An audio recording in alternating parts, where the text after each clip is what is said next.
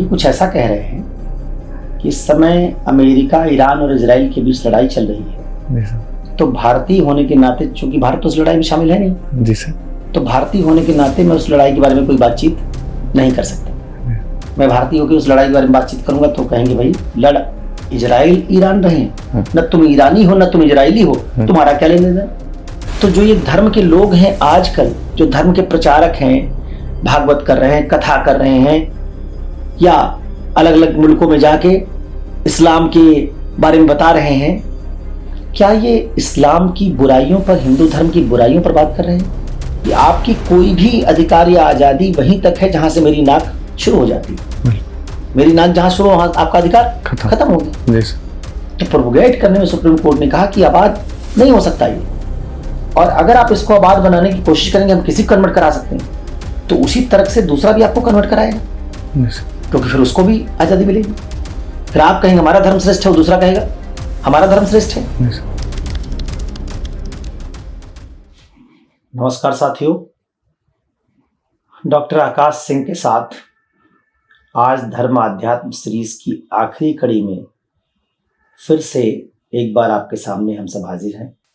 आज की इस कड़ी को धर्माध्यात्म सीरीज की आप आखिरी कड़ी भी कह सकते हैं।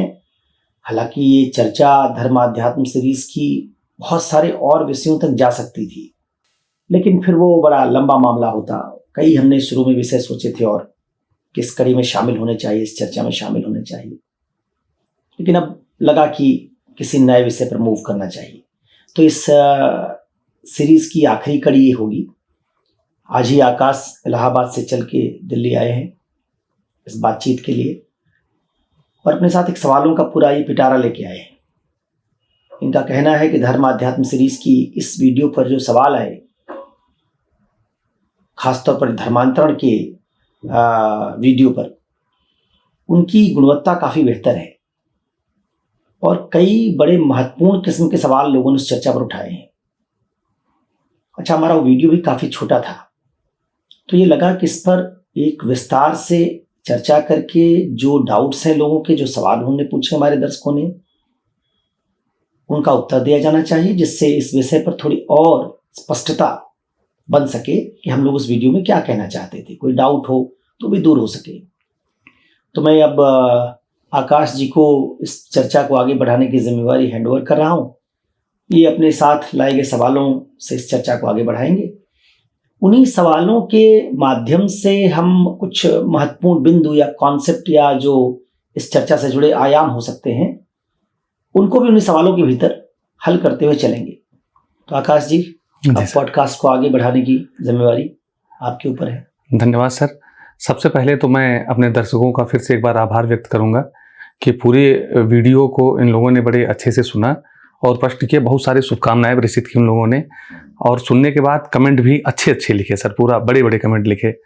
तो उन शुभकामनाओं के लिए, प्रश्नों के लिए मैं आप लोगों का फिर से तहे दिल से शुक्रिया अदा करता हूँ। और मैं आप लोगों से एक बात फिर से कहना चाहता हूँ कि ये जो सीरीज है, हो सकता है थोड़ी लंबी हो जाए क्योंकि प्रश्न है इसमें ठीक ठाक। तो अगर आपको अपने ही प्रश्नों का केवल उत्तर चाहिए तो आप जो है वीडियो को स्पीड बढ़ाकर या आप टाइम के हिसाब से आप देखकर अपने प्रश्नों का उत्तर देख लें। और अगर आपको इसमें रुचि है और आप बढ़िया सा सुनना चाहते हैं तो धैर्य रखें और आनंद लें इस वीडियो सीरीज का। तो सर, प्रश्नों के पिटारे में सबसे पहले जो पहला प्रश्न है जो मैं आपसे करना चाहूँगा वो ये है सर कि धर्मांतरण पर रोक मनुष्य के आध्यात्मिक प्रगति में बाधा बन सकती है। यदि कोई व्यक्ति अपनी आध्यात्मिक प्रगति के लिए अन्य धर्म के सिद्धांतों या दर्शन से प्रभावित होता है, उसे अपनाना चाहता है और उस धर्म के प्रचारक इस काम में उस व्यक्ति की मदद भी कर रहे हैं, तो इसमें क्या समस्या है? क्या बेहतर आध्यात्मिक जीवन की तलाश के लिए धर्मांतरण के विकल्प को खुला रखना ठीक नहीं है? ये एक प्रश्न है सर जो किया गया है। बड़ा लंबा सवाल है ये, इसमें थोड़ी बातचीत करनी होगी। देखिए, दो तीन चीजें हैं। एक तो ये कह रहे हैं कि आध्यात्मिक उन्नति को धर्म प्रचारक आसान बना सकते हैं। इसलिए धर्म प्रचारकों को अगर हम अपने अपने धर्मों का प्रचार प्रसार करने दें तो उससे व्यक्ति को सही धर्म चुनने में सहूलियत हो सकती है और आध्यात्मिक उन्नति कर सकता है। आइडियली ये सवाल सही बात कह रहा है, आदर्श रूप में सही बात है, Yes. लेकिन अगर हम धर्मांतरण के संदर्भ में जाएं Yes. तो हम पाएंगे कि ये बात सही नहीं है। दोनों बातें कैसे मैं कह रहा हूं उसको स्पष्ट करना चाहूंगा। एक धर्म का प्रचारक जब किसी धर्म का प्रचार इस भाव से करता है कि वो विवेकानंद की तरह शिकागो धर्म सभा में पहली लाइन ये बोलता है कि सारे धर्म नदियों की तरह हैं, मेरा भी धर्म उस नदी की तरह है, एक नदी की तरह है, और सारे धर्म आपको अंत में उसी समुद्र तक ले जाएंगे। तो ऐसा कोई धर्म प्रचारक क्या करता है कि वो किसी एक धर्म की श्रेष्ठता का दावा नहीं करता, वो मानता है कि सारे धर्म बराबर हैं, सर्वधर्म संभाव के कॉन्सेप्ट को स्वीकार करता है, क्योंकि धर्म तर्क पर तो टिके नहीं है, धर्म टिके हैं आस्था पर। और आस्थाओं में किसी आस्था को ऊपर रखना कि हिंदू आस्था ऊपर है या इस्लामिक आस्था ऊपर है, अगर आप ऐसा कर रहे हैं तो फिर तो आप एक तरह के धर्मों के समानता के नियम को तोड़ रहे हैं। हाँ, धर्मों में बुराइयां जरूर हैं, अलग अलग धर्मों में अलग अलग बुराइयां हैं, बिल्कुल, लेकिन सैद्धांतिक तौर पर हम ये मानते हैं कि सब धर्म बराबर है, क्योंकि सब मनुष्य का आध्यात्मिक विकास करना चाहते हैं। तो अगर कोई धर्म प्रचारक इस बात को मानकर शुरुआत यहां से करे कि देखिए सारे धर्म बेहतर हैं, सब धर्मों में आध्यात्मिक उन्नति का स्कोप है, मैं अपने धर्म की खासियत बता रहा हूं कि इससे आध्यात्मिक उन्नति किस तरह से होती है, तो इनकी ये बात सही है कि एक व्यक्ति अपने धर्म की बात कहते समय किसी किस्म की न तो घृणा पैदा करता है, न आक्रोश पैदा करता है, न उसके मन में कोई पूर्वाग्रह और प्रेजुडिस है, वो शुरू में ही कह रहा है कि सारे धर्म बराबर हैं। तब तो ऐसी बात सुनकर कोई व्यक्ति अगर आध्यात्मिक उन्नति करना चाहे तो हो जाएगी। लेकिन असलियत क्या है?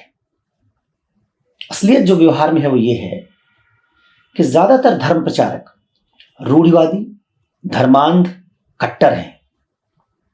और जब मैं ये बात कहता हूं तो आप देखिए, वैसे भी आप किसी धर्मस्थल पर चले जाइए, हालांकि सारे धर्मस्थल पर धर्म प्रचारक नहीं है, लेकिन मैं एक सामान्य बात कह रहा हूं, आप किसी धर्मस्थल पर चले जाइए, आप किसी मंदिर चले जाइए, आप पाएंगे कि पुरी के जगन्नाथ मंदिर में या किसी और मंदिर में, कोई भी मंदिर हो, आप पाएंगे वहां जो पुरोहित होंगे वो कई बार व्यापारी की तरह बिहेव कर रहे होते हैं। वो आपसे सिर्फ दान लेने में इंटरेस्टेड हैं, वो आपको ठगने में इंटरेस्टेड हैं, वो आपको कर्मकांड करवाने में इंटरेस्टेड है। बिल्कुल। तो जरा ये सोचिए कि जब एक धर्म का व्यक्ति जो भगवान के सामने दिन रात बैठा है वो लोभ लालच नहीं छोड़ पाया, और आप कह रहे हैं कि वही धर्म प्रचारक हमारा धार्मिक उन्नयन और आध्यात्मिक उन्नति करवा देगा, कहां संभव है? इस्लाम में चले आइए, पूरी दुनिया आज वहाबी इस्लाम या फिर तमाम तरह के इस्लाम के लड़ाकों और उसमें पैदा हुई कट्टरता से गुजर रही है। और ज़्यादातर आप मामलों में पाएंगे कि मुसलमान से लड़ रहा है, शिया सुन्नी लड़ रहे हैं, तालिबान के लोग अफगानिस्तान में मुसलमान ही हैं, वो दूसरे मुसलमानों का अधिकार छीन रहे हैं। कौन से लोग हैं तालिबानी? वो कहते हैं कि हम सबसे धार्मिक लोग हैं। दुनिया में जो सबसे ज्यादा धार्मिक लोग हैं, जो असल में बहुत मोटिवेटेड हैं दूसरे धर्म के अनुयायी को अपने धर्म में ले आने के लिए, वो लोग कोई धार्मिक उन्नति वाले लोग नहीं हैं। वो कट्टर हिंदू हैं, कर्मकांडी हिंदू हैं, या फिर वो कट्टर मुसलमान हैं जो जिहाद तक जाने के लिए तैयार हैं, या वो ईसाई हैं जिन्होंने केवल ईसाई धर्म को सच मान के अपनी जिंदगी को ईसाई धर्म के प्रति समर्पित कर दिया है। इनका लक्ष्य मानवता, इंसानियत, सच खोजना ये नहीं है। तो आप एक तो सारे धर्म प्रचारकों को बुद्ध मत बना दीजिए कि सारे धर्म प्रचारक बुद्ध हैं जो पहले सत्य की खोज में निकले, फिर उन्होंने बाकी सारे धर्मों का शाश्वतवाद, उच्छेदवाद का बुद्ध ने अध्ययन किया, उससे संतुष्ट नहीं हुए, फिर उन्होंने अपना एक नया मार्ग ढूंढा, तो बुद्ध की आध्यात्मिक उन्नति हुई। तब बुद्ध जो बात कह रहे हैं उससे दूसरों की आध्यात्मिक उन्नति हो सकती है। लेकिन अगर आप मौलवियों, पुरोहितों, पादरियों को धर्म का प्रचारक मानते हैं जो एक्टिव रूप से धर्मांतरण में लगे हुए हैं, तो ये कोई धार्मिक उन्नति या आध्यात्मिक उन्नति का साधन नहीं बन सकते। उल्टा ये कट्टरवाद से प्रभावित होकर आपको अपने धर्म में बदलना चाहते हैं। अच्छा, ये भी समझिए कि अगर इनकी आध्यात्मिक उन्नति हुई होती तो पहला काम ये क्या करते, जिन धर्म प्रचारकों की बात कर रहे हैं, पहला काम करते कि जैसे हिंदू धर्म में व्यवसायीकरण हो रहा है, आज सारे बाबा 20, 25, 30 लाख रुपया फीस लेके, बड़े बड़े जो बाबा हैं वो राम कथा कर रहे हैं, भागवत कर रहे हैं, महंगी गाड़ियों से चलते हैं। तो ये आध्यात्मिक उन्नति हुई, धर्म प्रचारक पहला काम क्या करते, जो आदमी धर्म से एक बाहर है उसको धर्म के दायरे में ले आने की कोशिश करते, या पहले अपने धर्म को बेहतर बनाने की कोशिश करते? धर्म को बेहतर बनाते सर। धर्म को बेहतर बनाते। आध्यात्मिकता और भौतिकता दो विरोधी चीज है। जी सर। आध्यात्मिकता का मतलब है अपनी चेतना की गुणवत्ता को बढ़ाना, बिल्कुल। भौतिकता का मतलब है भौतिक वस्तुओं को इकट्ठा करना। जी सर। तो जो ये धर्म के लोग हैं आजकल, जो धर्म के प्रचारक हैं, भागवत कर रहे हैं, कथा कर रहे हैं, या अलग अलग मुल्कों में जाके इस्लाम के बारे में बता रहे हैं, क्या ये इस्लाम की बुराइयों पर, हिंदू धर्म की बुराइयों पर बात कर रहे हैं? नहीं। तो अगर आप एक धर्म के प्रचारक को ये नहीं पाते कि वो अपने धर्म को सुधारने में इंटरेस्टेड है, वो धर्म के भीतर कोई सुधार आंदोलन नहीं चला रहा है। भारत में आप देखिए 19वीं शताब्दी में जो सामाजिक धार्मिक सुधार आंदोलन चला, उसमें राजा राम मोहन राय, ईश्वर चंद्र विद्यासागर धार्मिक लोग हैं, लेकिन धर्म को सुधारना चाहते हैं। विवेकानंद धार्मिक सुधारक हैं, वो हिंदू धर्म को कर्मकांडों से मुक्त करना चाहते हैं। कहते हैं दरिद्र ही ईश्वर है, गरीब आदमी ईश्वर है। तो कितनी बढ़िया बात कह रहे हैं। लेकिन आज जो लोग हैं उन्होंने आध्यात्मिकता को केवल पैसा कमाने का एक जरिया बना दिया। वो प्रोडक्ट बेच रहे हैं। आप 10 बजे 10:30 बजे टीवी पे तमाम प्रोग्राम्स अगर आप देखें तो उसमें वो कोई ताबीज बेच रहे होते हैं, कह रहे होते हैं कि हमारा, आप वैसे यूट्यूब पे जाइए तो देखेंगे कि फला 51 रुपया दे दीजिए यहीं से UPI से, तो हम आपके नाम का कोई किसी मंदिर में प्रसाद चढ़ा देंगे। तो जब धर्म से, इस धर्म कार्य में लगे हुए लोगों की चेतना में कोई परिवर्तन नहीं हुआ, वो व्यवसायी के व्यवसायी रह गए, लालच लोभ से घिरे हुए हैं, उनको आप कह रहे हैं कि आपकी धार्मिक उन्नति करवाएंगे, आध्यात्मिक उन्नति करवाएंगे। आध्यात्मिक उन्नति करने के लिए एक व्यक्ति में लालसा होनी चाहिए, एक व्यक्ति में वो खोज होनी चाहिए कि मुझे सही धर्म की तलाश करनी है। आत्मदीपो भाव से होगा वो। बिल्कुल। आत्मसंधान की प्रक्रिया बाहरी स्रोतों से नहीं पूरी होगी, आपकी चेतना का परिवर्तन अंदर से होगा, आपके रियलाइजेशन होगा। इसे भारत में कहते थे आत्म साक्षात्कार, कि आपको खुद समझना होगा कि आपके जीवन का लक्ष्य क्या है, आप कैसा इंसान बनना चाहते हैं। तो ये बात मैंने कहा कि आदर्श रूप से सही हो सकता था सवाल जब हमारे सारे धर्म प्रचारक ऐसे होते जो अपने अपने धर्मों की बुराइयों पर भी ध्यान लगा रहे होते, धार्मिक कट्टरता के खिलाफ लड़ रहे होते, धर्म को व्यवसाय बनने से रोक रहे होते, तब तो हम ये बात कहते कि धर्म से आध्यात्मिक उन्नति होगी और सारे धर्मों को जानने से और होगी, इसलिए धर्म प्रचारक ऐसा कर रहे हैं। कोई धर्म प्रचारक आज तुलनात्मक बात नहीं कह रहा है। धर्म प्रचारक प्रायः घृणा की हद तक जा रहे हैं।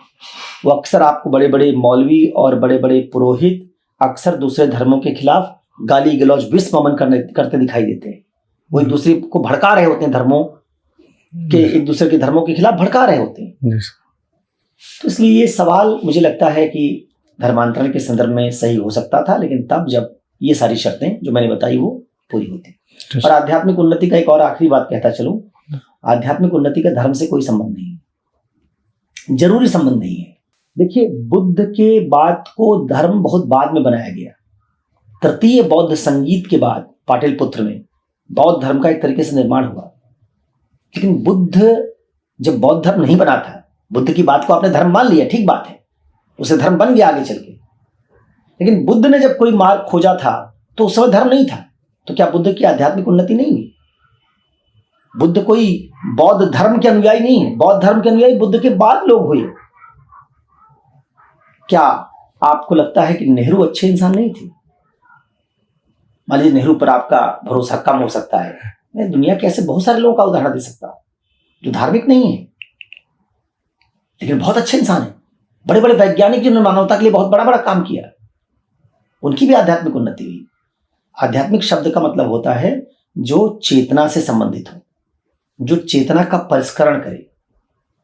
उसके लिए किसी संस्थागत धर्म का सदस्य बन के कर्मकांड करना और धर्म के भीतर जाना, ये कोई जरूरी शर्त नहीं है। सर, आपने जो स्वामी विवेकानंद जी का भी जिक्र किया, उससे मुझे उनके सार्वभौम धर्म की अवधारणा याद आती है। उसमें वो कहते हैं कि अगर सार्वभौम धर्म टाइप का अगर कोई मतलब बनाया जा सकता है तो उसमें किसी को अपना धर्म छोड़ने की जरूरत है ही नहीं। केवल अपने धर्म के आंतरिक पक्ष पर अगर आप ध्यान दे दें, कर्मकांडों पर, जो बाह्य पक्ष उसको छोड़कर, तो हर धर्म भीतर से सार्वभौम धर्म होने की संभावना से युक्त है। केवल आपको अपने ही धर्म का आंतरिक पक्ष, जो मानवीय पहलू है, उसको अपनाना होगा। जी सर। हाँ, विवेकानंद की, हालांकि विवेकानंद को आजकल हिंदू राष्ट्रवादियों ने अप्रोप्रिएट कर लिया है, वो उनको अपना पोस्टर बॉय बनाते हैं, लेकिन जब विवेकानंद को आप पढ़ेंगे तो आप पाएंगे उनमें एक तरह का कॉस्मोपॉलिटिज्म है धर्म को लेके। वो चाहते हैं कि धर्म एक आध्यात्मिक समाजवाद खड़ा करे। जी सर। धर्म बराबरी पैदा करे दुनिया में। जी सर। और उसके लिए धर्मों के भीतर सुधार की बहुत बात करते हैं वो। उन्होंने इस्लाम और हिंदुज्म की सिंथेसिस की बात की। उनका मैं ऐसा भारत चाहता हूं जिसमें जो उसका मस्तिष्क हो वेदांती हो और जो दिल हो उसका वो इस्लामिक हो। तो अगर कोई ऐसा कह रहा है और फिर सारे धर्मों की आप तुलना पे जाएं, अपना धर्म चुन ले, बहुत बढ़िया बात है, बिल्कुल ठीक है, उसमें कोई दिक्कत नहीं। लेकिन धर्मांतरण करवाने वाला आदमी जब इतना पावन हो, उसके दिमाग में कोई कट्टरता नहीं, पूर्वाग्रह नहीं, तभी ये बात संभव। बिल्कुल सर। अगला प्रश्न है सर, यह प्रश्न तो सर संवैधानिक अधिकार से संबंधित है। संवैधानिक अधिकार और व्यक्ति का स्वतंत्रता से संबंधित है। हमारे संविधान का अनुच्छेद 25 प्रत्येक नागरिक को अपने धर्म को मानने, आचरण करने और उसका प्रचार करने की स्वतंत्रता देता है। इससे पहली बात तो यह है कि यदि हमारी अंतरात्मा स्वतंत्र है तो हमें यह चुनने का पूरा हक मिलना चाहिए कि हम किस ईश्वर की पूजा करना चाहते हैं और कौन सा धर्म अपनाना चाहते हैं। दूसरी बात यह है कि धर्म का प्रचार करने का आशय है कि अपने धार्मिक मतों से अन्य लोगों को प्रभावित करने का प्रयास करना। इस प्रयास से अगर कोई धर्मांतरण करवा भी रहा है तो वह संवैधानिक अधिकार का प्रयोग कर रहा है। इसमें क्या समस्या है? देखिए, उन्होंने दो बात कही। एक, इन्होंने आर्टिकल 25 का जिक्र किया है। जी सर। और दूसरा कहा कि दूसरा कोई ऐसा करवा रहा है तो क्या गलत है। दोनों का मैं उत्तर अलग अलग दूंगा। जी सर।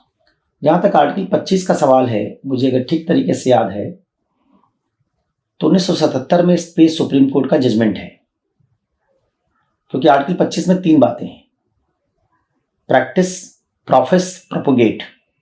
धर्म को आप प्रैक्टिस कर सकते हैं, प्रोफेस कर सकते हैं और प्रोपोगेट कर सकते हैं। इनमें प्रैक्टिस और प्रोफेस करने को तो सुप्रीम कोर्ट ने कहा कि ये ठीक बात है, इसमें कोई दिक्कत नहीं। लेकिन प्रोपोगेट करने को लेकर सुप्रीम कोर्ट ने कहा कि धर्मांतरण उसमें शामिल नहीं है। इसके लिए हमारे साथी जो इन्होंने कहा, उनको ये एक रेवरेंड ईसाई पादरी है, उनका केस है बनाम मध्य प्रदेश सरकार। जी सर। उस केस को देखना पड़ेगा। मुझे नाम नहीं याद आ रहा है, स्टेनग्रास शायद नाम है पादरी का, रेवरेंड स्टेनग्रास, बनाम मध्य प्रदेश सरकार। उसमें हुआ ये था कि मध्य प्रदेश सरकार ने एंटी कन्वर्जन कानून बनाया था। उड़ीसा ने भी बनाया। उड़ीसा और मध्य प्रदेश राज्य के दोनों कानून चैलेंज हो गए वहां के हाई कोर्ट में। हाई कोर्ट ने, मध्य प्रदेश हाई कोर्ट ने तो कहा कि राज्य का कानून ठीक है।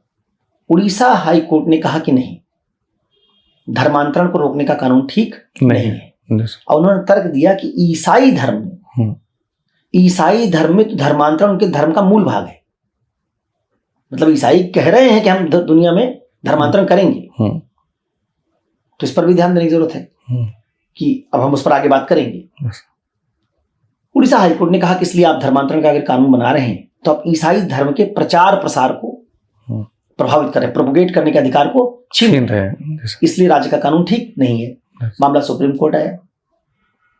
सुप्रीम कोर्ट ने इसकी व्याख्या करते हुए कहा कि प्रोपोगेट करने में धर्मांतरण शामिल नहीं है, और यही आज की स्थिति है। तो जो आर्टिकल 25 है, सुप्रीम कोर्ट ने कहा कि प्रोपोगेट करने का कोई भी अधिकार जब आप लेंगे तो वो अधिकार आपका आबाद नहीं है, क्योंकि जब आप वैसा अधिकार लेते हैं तो अधिकार की अवधारणा इस पर टिकी होती, दूसरा आदमी उसी तरह के अधिकार को एक्सरसाइज करेगा। बिल्कुल। तो अगर मान लीजिए, आपने एक सुना होगा, एक फेमस सेइंग है कि आपकी कोई भी अधिकार या आजादी वहीं तक है जहां से मेरी नाक शुरू हो जाती है। मेरी नाक जहां शुरू हो वहां आपका अधिकार खत्म हो गया। तो प्रोपोगेट करने में सुप्रीम कोर्ट ने कहा कि आबाद नहीं हो सकता ये, और अगर आप इसको आबाद बनाने की कोशिश करेंगे, हम किसी को कन्वर्ट करा सकते हैं, तो उसी तरह से दूसरा भी आपको कन्वर्ट कराएगा, क्योंकि फिर उसको भी आजादी मिलेगी।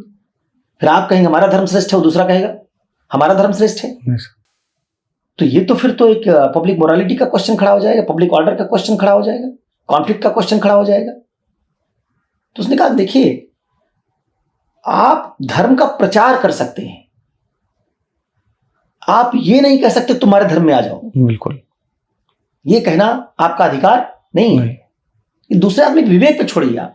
आप कौन होते हैं? आप कोई खुदा के एजेंट हैं कि आप दूसरे आदमी के भलाई के लिए आए हैं और उसको कन्वर्ट कराने के लिए तैयार हैं? आप तो सिर्फ ये बताइए कि आपका धर्म क्या कहता है। तो उनका प्रोपगेट का मतलब है अपने धर्म के बारे में बताइए, उसका महत्व बताइए, उसके बारे में चर्चा कीजिए, लेकिन किसी आदमी को आप ये नहीं कह सकते कि हमारे धर्म में आ जाओ, क्योंकि तब आप उसको इन्फ्लुएंस करने की कोशिश कर रहे हैं। जी सर। हाँ, वो वैसे अगर आप धर्म के बारे में अपने बताइए कि भाई हमारे धर्म में सेवा का भाव है, हम इस तरह का काम करते रहते हैं, वो आदमी विवेकशील है, देखेगा अपने तरीके से और उसको लगेगा कि हाँ, 3 विकल्पों में से मैं देख रहा हूँ मेरे धर्म में सेवा कम है, इनके धर्म में सेवा का ज्यादा है, चला जाएगा। बिल्कुल। तो उन्होंने कहा कि प्रोपोगेट का मतलब है धर्म के बारे में प्रचार प्रसार करना। प्रोपोगेट का मतलब धर्मांतरण करना नहीं। तो उन्होंने उड़ीसा हाई कोर्ट के जजमेंट को क्वेश्चन कर दिया और माना कि मध्य प्रदेश सरकार का इस बारे में कानून सही है।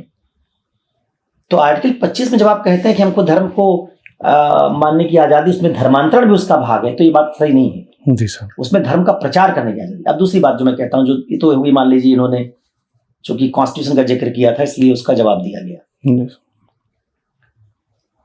मैंने पहले भी कहा है ये बात कि कोई आदमी अगर धर्मांतरण करना चाहता है, हम लोग उसके खिलाफ नहीं है। जी सर। मैं एक व्यक्ति के तौर पर ढूंढूं कि सच्चा रास्ता कौन है।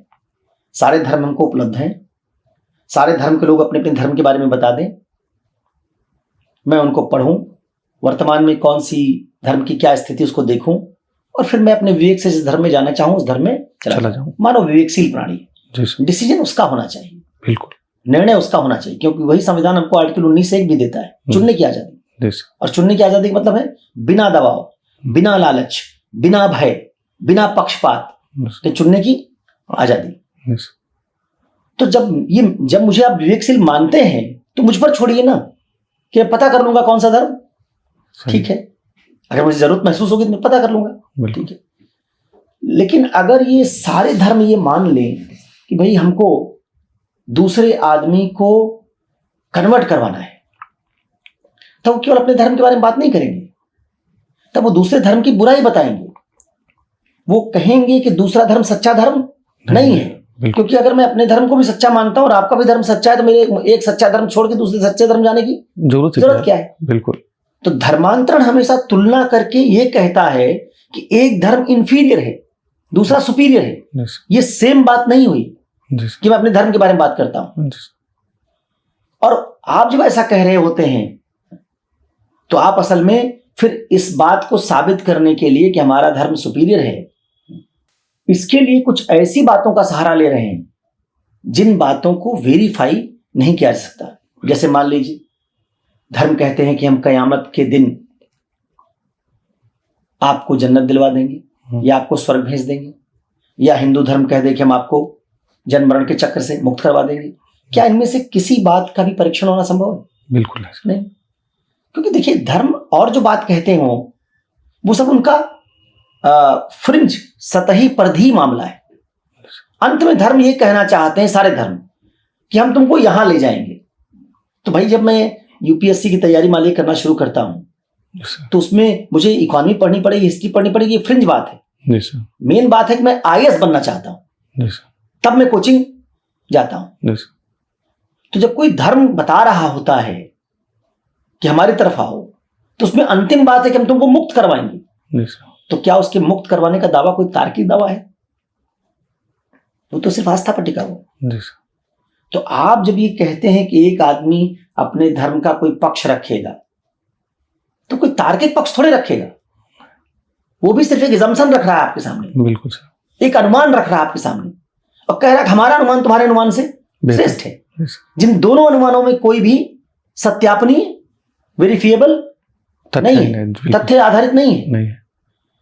फिर बात कहां आ जाएगी? फिर बात सिर्फ यहां आ जाएगी कि भाई हमारे धर्म में आ जाओ तो हम तुमको कोई लाभ दे सकते हैं, जी सर। क्योंकि अगर सत्यापनी कोई चीज है नहीं, उसके आधार धर्म परिवर्तन करना तो फिर धोखा देना है। बिल्कुल।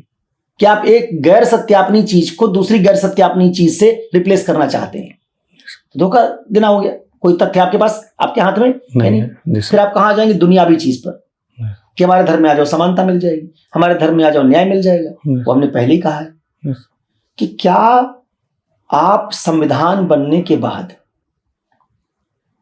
धर्म को निजी जीवन में रहने देंगे, या धर्म के पुरोहितों, पादरियों और मौलवियों को राज्य का काम करवाएंगे? बिल्कुल। आप उनसे न्याय दिलवाएंगे क्या? उनसे समानता दिलवाएंगे क्या? ये तो इनकरेजमेंट है कि धर्म हमारे निजी जीवन की संस्था होने के साथ क्या कर रहा है, वो सार्वजनिक जीवन को संभालना चाहता है। फिर तो कल को हिंदू कहते हैं कि हिंदू राष्ट्र बना दीजिए। अगर मान लीजिए किसी तरह से प्रूव कर दे हिंदू कि हमारा धर्म बढ़िया है, मान लीजिए ऐसा प्रूव कर दे, कहते हैं हिंदू राष्ट्र बना दीजिए। कल को बौद्ध लोग कहते हैं कि हमारा धर्म सबसे श्रेष्ठ है, तो बौद्ध राष्ट्र बना दीजिए।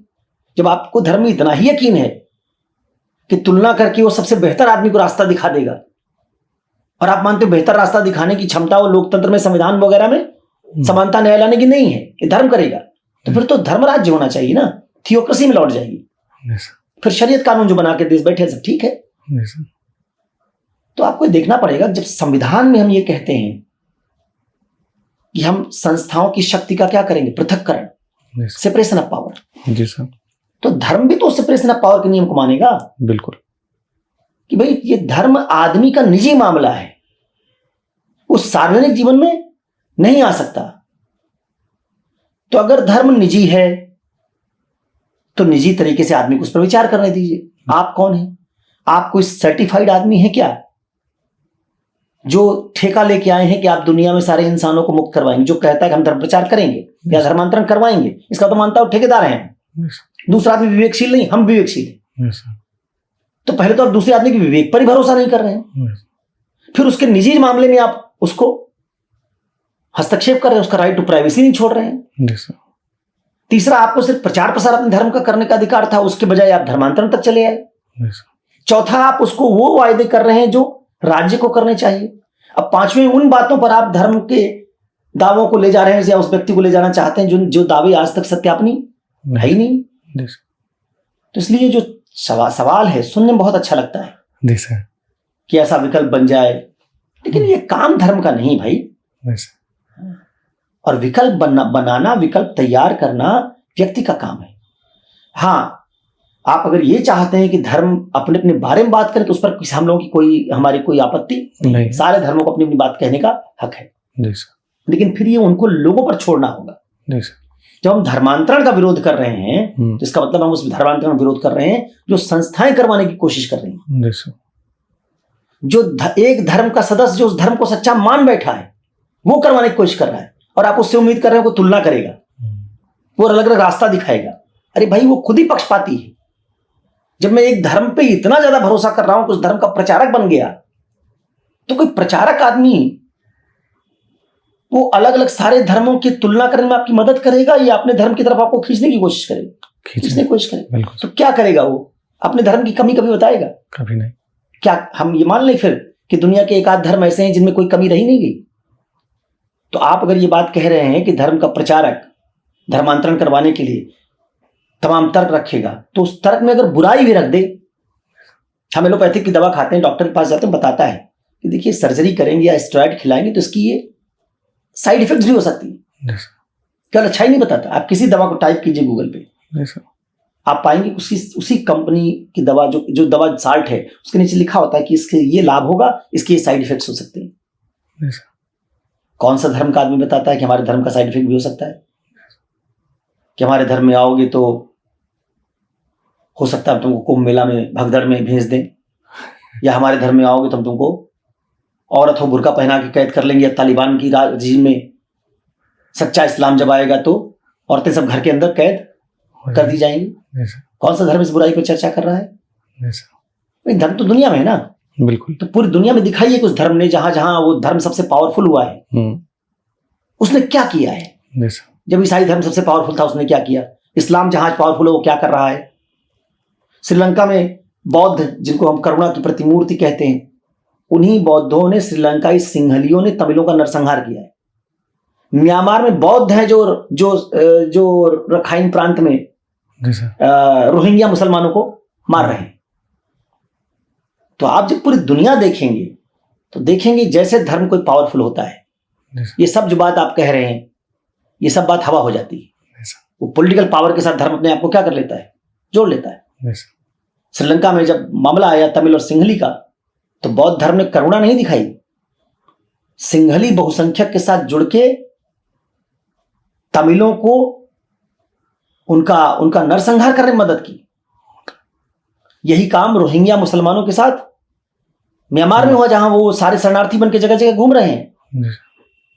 यही काम यजदीस के साथ मुसलमानों ने किया, इराक में, सीरिया में नरसंहार किया, जीनोसाइड किया यजदीस का। एक पहाड़ी पे घेर के, सिंजर पहाड़ी पे घेर के उनको चढ़ा दिया, भूख से मर गए सब।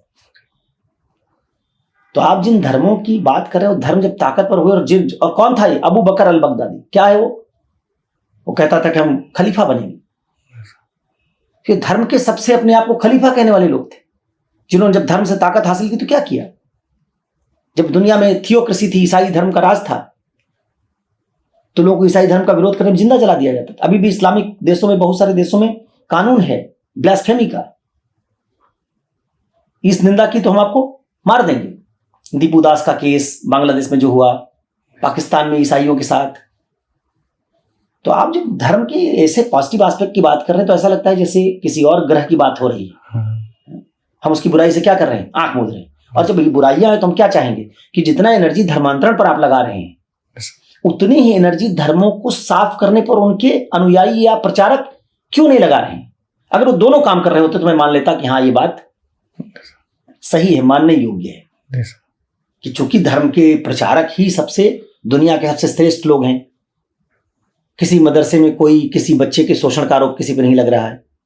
कोई पुरोहित पादरी धंधा धर्म का नहीं कर रहा है, व्यवसाय नहीं कर रहा है, बड़ी बड़ी महंगी गाड़ियों से चल नहीं रहा है। अगर ये सब हम देखते और पाते कि भाई ये तो धार्मिक लोग जब बनते हैं, मंदिर में चले जाइए तो आपसे 1 रुपया नहीं लेंगे। ये मदरसा में जाने पर किसी को कभी कोई हिंसा सिखाएंगे नहीं। मदरसे में पढ़ के निकले तालिबानी दुनिया के सबसे बेहतरीन इंसान है। अगर हम ये देख रहे होते तो ये सब बात सही होती। तो इसलिए ये बात मुझे लगता है कि एक मिसनोमर है, एक तरह की गलतफहमी है ये कि धर्मों से लोगों के सामने वो धर्म के प्रचारक बात रखेंगे तो आदमी को विकल्प चुनने में सहूलियत है। तो मैं कहता हूं कि फिर एक ऐसा क्यों ना हो जाए विकल्प कि सारे धर्मों की आलोचना का भी हक दे दिया जाए सबको। फिर सारे धर्मों की आलोचना, कुरान की एक एक आयत की आलोचना हो, गीता की श्लोक की आलोचना हो, फिर उसको हेट स्पीच मत मानिए।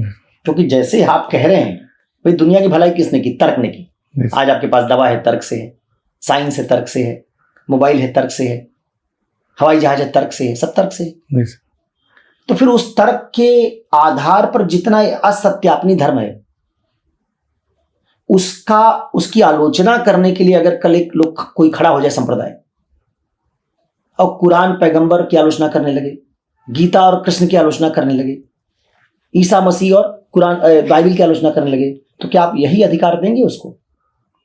फिर तो आप कहेंगे कि वो आदमी हेट स्पीच कर रहा है। हाँ, घृणा कर रहा, फैला रहा है, हेट स्पीच फैला रहा है। तो जब आप ये कह रहे हैं तो ये भी तो मानिए कि आदमी को सही विकल्प चुनने के लिए नास्तिक होने वाला विकल्प भी वैसे ही देना जरूरी है। बिल्कुल। वो कहाँ दे रहे हैं आप? ईवीएम पे आप नोटा लगाते हैं। तो जैसे ईवीएम पे आप नोटा लगाते हैं वैसे यहां भी लगाइए नन ऑफ द कि कोई धर्म बेहतर नहीं है। वो तो कोई पत्रकार भी कोई आके टीवी डिबेट में बोल देता है। अनूपपुर शर्मा ने आके बोला कुछ कुरान की आयत कोट की, वो सऊदी अरब से और यूएई से उसकी आलोचना होनी शुरू हो गई, उसको बीजेपी ने बाहर कर दिया। हालांकि मैं नुपुर शर्मा का समर्थन नहीं कर रहा हूँ, लेकिन मैं कह रहा हूं कि धर्मों की आलोचना क्यों नहीं होनी चाहिए। जिस तर्क से एक धर्म धर्मांतरण कराना चाहता है किसी व्यक्ति का अपने धर्म में, उसी से दूसरा आदमी धर्मों के सारे धर्मों की आलोचना क्यों नहीं कर सकता है कि भाई धर्म में जाओ ही मत, तार्किकता तरफ लौटाओ, नास्तिक बन जाओ। ये विकल्प क्यों नहीं दे रहे हैं? तो इसलिए जब तक आप ये विकल्प नहीं देते तब तक आप क्या कह रहे हैं कि 3 प्रत्याशी हैं, एक बिल्डर है, एक माफिया, एक ठेकेदार है। ये 3 प्रत्याशी चुनाव लड़ रहे हैं, इन्हीं 3 में से किसी को चुन लो। मैं कह रहा हूं भाई बिल्डर भी खराब है, माफिया भी खराब है, ठेकेदार भी खराब है, करने इसी में 3 में से चुनना होगा। यही आइडिया है कि आप हिंदू, इस्लाम, ईसाइयत, इन्हीं 3 में से किसी में चले जाइए। बिल्कुल। और इसी के लिए हम आपका क्या करेंगे, धर्म का प्रचार करेंगे। तो ये बात इसलिए मुझे लगता है कि ठोस आधार पर नहीं। जी सर, आपकी इस बात से सर मुझे 2 चीज़ें याद आई। एक तो जब ये तो धर्म की बात है, किसी प्रोडक्ट के प्रचार में भी हम देखते हैं कि बड़े बड़े सारी चीज़ें लिखी होती हैं, जहाँ ट्रिकी चीज़ें होती हैं, डिस्क्लेमर में स्टार लगा के बहुत छोटा छोटा नीचे लिखा रहता है।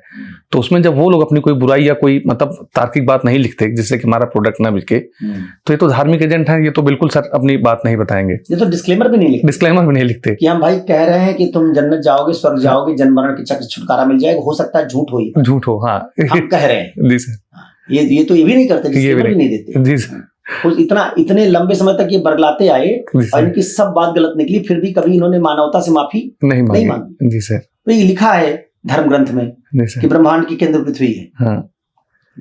बात तो गलत निकली। जी सर, लेकिन किससे माफी मांगी आपने? बल्कि जिसने कहा उसको मार डाले। और ये नहीं, जो जिसने इसका उल्टा कहा, हाँ, उसको सजा दे दी। हमारे किसी एक साथी ने एक बार ऐसे मुझे याद नहीं आ रहा, खैर सवाल, चलिए उसमें विषयांतर हो गया, मुझे याद आएगा तो मैं सवाल बताऊंगा। किस साथी ने इस पे कहा भी था, ऑब्जेक्ट किया था। तो ऐसे सारे धर्मों में, सारे किताबों में कम से कम 10 आयत, 10 श्लोक ऐसे होंगे जो खारिज हो चुके हैं, लेकिन उसके गलत साबित होने पर माफी नहीं मांगी है। उसके गलत साबित होने के बाद भी ये नहीं कहा कि भाई धर्म की सारी बात सही नहीं है, कुछ गलत भी हो चुकी है। हम बाल विवाह करवाते थे, गलत निकला है, रेप था। सारे धर्मों में बाल विवाह था, 12-14 साल में लड़की की शादी हो जाती थी। किस धर्म ने माफी मांगी? हमने औरतों का हक छीन लिया, हमने उनको कैद किया, हमने दास प्रथा में दासों को खरीद फरोख्त में बेचा। ये धार्मिक लोग ही तो थे बिल्कुल जो खरीद फरोख्त कर रहे थे, गुलाम वंश था। तो आपने माफी मांगी? हिंदुओं ने वर्ण व्यवस्था के लिए माफी मांग ली? कभी नहीं। तो वर्ण व्यवस्था के लिए हिंदू माफी नहीं मांगे। मुसलमान स्त्रियों की जो स्थिति तालिबान कर रहा है उसके लिए पूरी दुनिया के मुसलमान इकट्ठा होकर माफी नहीं मांग रहे हैं? कि हम शर्मिंदा हैं कि हमारे धर्म के नाम पे तालिबान ऐसा कर रहा है? हम समानता की बात करते हैं और समानता तो छीनी जा रही है औरतों की हमारे सामने। हम शर्मिंदा है, हमारे नाम पे आतंकवाद किया जा रहा है, हम शर्मिंदा है। कहा कह रहे हैं? ईसाई शर्मिंदगी कह रहे हैं कि हमने बदलाया दुनिया को, जो साइंस बताया था, जो दुनिया के उत्पन्न होने की व्याख्या की थी, सब गलत निकली। तो आपने गलती की, अब फिर भी आपका कॉन्फिडेंस देखिए कि आप कह रहे हैं कि हम धर्मांतरण करवाएंगे। और तो धर्मांतरण को अगर तर्क तक ले जाएंगे आप, तो फिर खतरे के लिए तैयार रहिए, फिर तर्क के लिए तैयार रहिए। और अगर आप धर्म को निजी मामला मानते हैं तो उसका पूरा सम्मान है, फिर व्यक्ति के ऊपर छोड़ दीजिए। बिल्कुल। हाँ। उसमें कोई संस्था बना के, एजेंडा बना के, खुद को एजेंट बना के भगवान का धर्मांतरण कराने की कोशिश मत कीजिए। सर, अगले प्रश्न पर चलने से पहले अभी आपने जो नोटा वाला विकल्प बताया, नास्तिक वाला, उसमें जावेद अख्तर जी की एक बात याद आती है। उन्होंने किसी वीडियो में एक बार कहा था, उन्होंने कहा था कि मैं नास्तिक आदमी हूं, मैं धार्मिक व्यक्तियों से लगभग 90% एक जैसी बात करता हूं। क्यों? क्योंकि जो धार्मिक व्यक्ति है अपने धर्म को छोड़कर बाकी सारे धर्मों के प्रति वही बातें करता है जो मैं करता हूं, केवल अपने धर्म को बचा लेता है। तो मैं उसके धर्म को भी इंक्लूड कर लेता हूं। हमारे उसके भी डिफरेंस का बहुत ज्यादा स्कोप नहीं है। तो सही बात है कि धर्म का जो प्रचारक होता है वो धार्मिक आदमी होता है, वो दूसरे धर्मों के बारे में जब बात करता है तो बहुत बढ़िया बात कर रहा होता है। जी सर। वहां तर्क का इस्तेमाल करता है, वहां वो आस्था का इस्तेमाल नहीं करता, दिखाता है दूसरे धर्म में क्या क्या बात गलत है। जी सर। लेकिन जैसे अपने धर्म पर बात आती है तार्किकता छोड़ देता है। तो नास्तिक आदमी ज्यादा कंसिस्टेंट है कि सबको एक ही तराजू से तौलता है। जी सर। अगला प्रश्न है सर, हम लोगों के श्रोता हैं, उन्होंने तो बड़ा तीखा सवाल किया है। उन्होंने हम लोगों के बातचीत के अधिकार पर ही सवाल पूछ लिया है। उन्होंने कहा कि चूंकि हम लोगों ने ईश्वर के अस्तित्व की सिद्धि पर सवाल खड़े किए, इससे उन्होंने एक निष्कर्ष निकाल लिया कि हम लोग धार्मिक व्यक्ति नहीं हैं। इस प्रकार किसी अधार्मिक व्यक्ति के लिए कोई किसी भी धर्म में रहे या उससे उस धर्म से परिवर्तन कर ले, क्या फर्क पड़ता है? फिर क्या आप धर्मांतरण के विपक्ष में, फिर आप लोग धर्मांतरण के विपक्ष में दलीलें क्यों दे रहे हैं? अगर आप धार्मिक व्यक्ति नहीं हैं तो कोई किसी धर्म में रहे, धर्म परिवर्तन कर ले, तो आप लोगों को क्या फर्क पड़ रहा है? क्यों दलील दे रहे हैं सब? अच्छा, अब देखिए, इसके दो तरह के उत्तर हो सकते हैं। एक तो रोचक उत्तर हो सकता है जो जल्दी समझ में आ जाएगा, और एक ऐसा उत्तर हो सकता है जो थोड़ा दार्शनिक हो, नैतिक हो। ये कुछ ऐसा कह रहे हैं कि इस समय अमेरिका, ईरान और इजराइल के बीच लड़ाई चल रही है, तो भारतीय होने के नाते, चूंकि भारत तो उस लड़ाई में शामिल है नहीं जी सर, तो भारतीय होने के नाते मैं उस लड़ाई के बारे में कोई बातचीत नहीं कर सकता। मैं भारतीय होकर उस लड़ाई के बारे में बातचीत करूंगा तो कहेंगे भाई लड़ इजराइल ईरान रहे, न तुम ईरानी हो न तुम इजरायली हो, तुम्हारा क्या लेने देना? तो क्या ये बात सही है? रूस और यूक्रेन युद्ध कर रहे हैं, फिर तो उस बारे में बातचीत करने का क्या तो रूसियों को है या यूक्रेनियों को है? हमको कहा है। तो अगर ये तर्क इनका मान लिया जाए तो फिर किसी भी क्षेत्र में जो लोग किसी व्यवसाय प्रोफेशन में हैं, जिनका वो काम धंधा है, जो उस बात को मानते हैं, इसका तब उस पर वही लोग बात कर सकेंगे। फिर तो केवल खिलाड़ी ही क्रिकेटर्स की आलोचना कर सकेंगे, दर्शक के तौर पर आलोचना नहीं कर सकते कि उसने गलत शॉट खेल दिया। ये बात सही नहीं है। पूरा वकालत इसी पर खारिज हो जाएगा कि ना वो पक्ष का है ना विपक्ष का है। नहीं, हम देखिए, हम जिस दुनिया में रह रहे हैं उस दुनिया को धर्म के लोग प्रभावित कर रहे हैं। आप ऐसा कह देते कि सारे धार्मिक लोगों को ऐसे ग्रह पे भेज दिया जाएगा जहां गैर धार्मिक लोग रहेंगे ही नहीं, तो फिर आपकी बात सही हो जाती कि भाई ठीक है, बाकी लोगों को निकाल दीजिए। जैसे जिन्ना ने किया कि मुसलमान पाकिस्तान में रहेंगे और हिंदू हिंदुस्तान में रहेंगे, ऐसा बना लो तो ठीक है।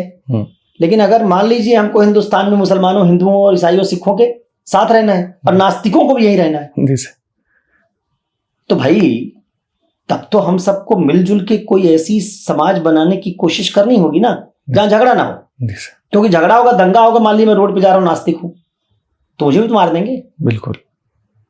उस धार्मिक दुनिया को बनाने से मेरा अधिकार भी तो छिन रहा है, मेरे बोलने की आजादी कम हो रही है। मान लीजिए मैं सारे धर्मों की आलोचना करना चाहता हूं, लेकिन मुझे डर होगा कि मैं धर्मों की आलोचना करूंगा, धर्म के लोग आहत हो जाएंगे। तो ये कहना कि आप उसमें पार्टी नहीं है, ये बात सही नहीं है। हर इंसान जो दुनिया में रह रहा है, उस साझी दुनिया में रह रहा है। उस दुनिया को अच्छा खराब करने में सारी उन चीजों का हाथ है जो हमारे समाज में मौजूद है। बिल्कुल। इसलिए अगर इसी धर्म में कुछ लोग घृणा फैलाएंगे, इसी दुनिया में कुछ लोग घृणा फैलाएंगे, तो उस घृणा का प्रभाव अंततः सब पर पड़ेगा। बिल्कुल। ईरान और अमेरिका के बीच की जंग की तरह समझिए, जंग लंबी चलेगी तो एक दिन सऊदी अरेबिया भी कूद जाएगा, कितना दिन ड्रोन खाएगा। फिर अगर डियोगो गार्सिया पे ईरान मिसाइल दागेगा जो दागा आज, तो उसमें ब्रिटेन भी कूद जाएगा। ठीक वैसे ही जैसे जंग का दायरा फैलता है, वैसे ही किसी भी मुद्दे का जो दुनिया समाज से संबंधित है उसका प्रभाव सब पर पड़ता है। वो है ना एक दो लाइन कि लगेगी आग तो आएंगे घर सारे जद में, हाँ। इस शहर में मेरा मकान थोड़े। बिल्कुल। कि अकेले हमारा घर थोड़े, जब जलेगी आग लगेगी दुनिया में तो तुम्हारे घर में लगेगी, मेरे में भी लगेगी। बिल्कुल। तो मैं तो तुम्हारे घर को इसलिए बचाना चाहता हूं कि उसके बाद आग मेरे घर भी पहुंचेगी। बिल्कुल। तो एक बात तो ये, दूसरी बात ये कि भाई देखिए, हम लोग जब बात कर रहे होते हैं किसी चीज पर कि धर्म में क्या बुराई अच्छाई है, तो आप ये जज नहीं कर सकते हैं कि हमारा पर्सनल बिलीफ क्या है।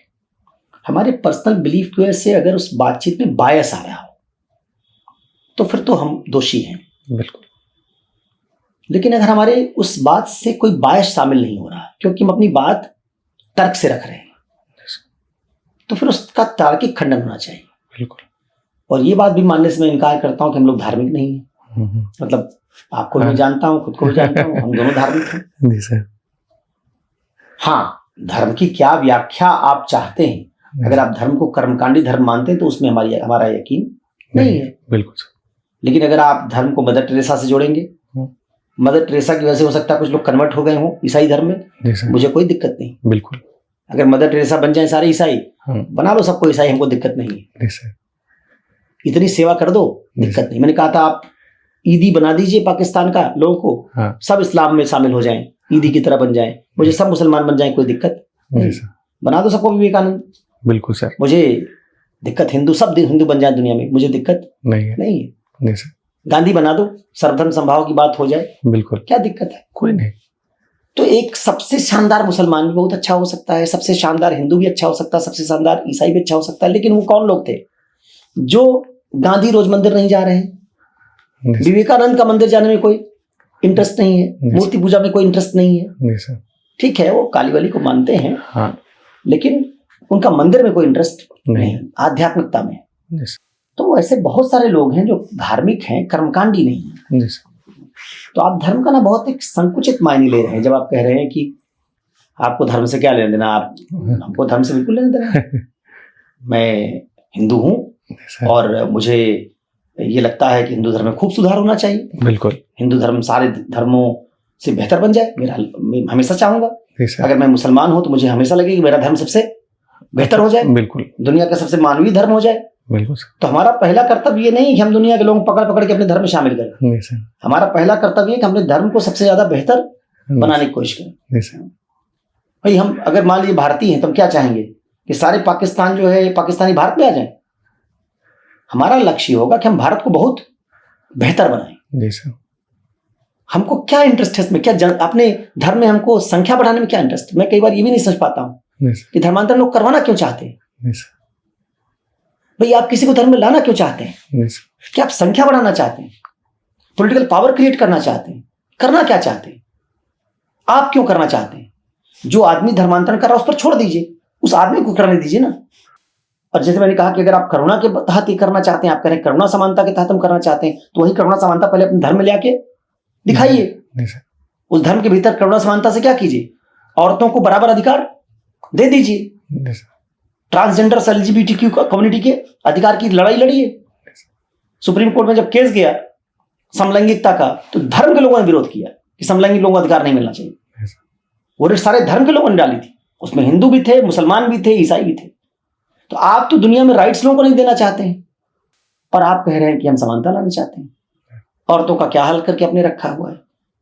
ट्रांसजेंडर्स जिनको हम छक्के बोलते हैं, देखिए सड़क पर वो तो बेचारे 10-10, 20-20 रुपया मांग रहे हैं। अच्छा, उस ट्रांसजेंडर ने क्या किया? कभी किसी घर में चोरी की, डाका डाला, किसी का मर्डर किया? कुछ नहीं किया।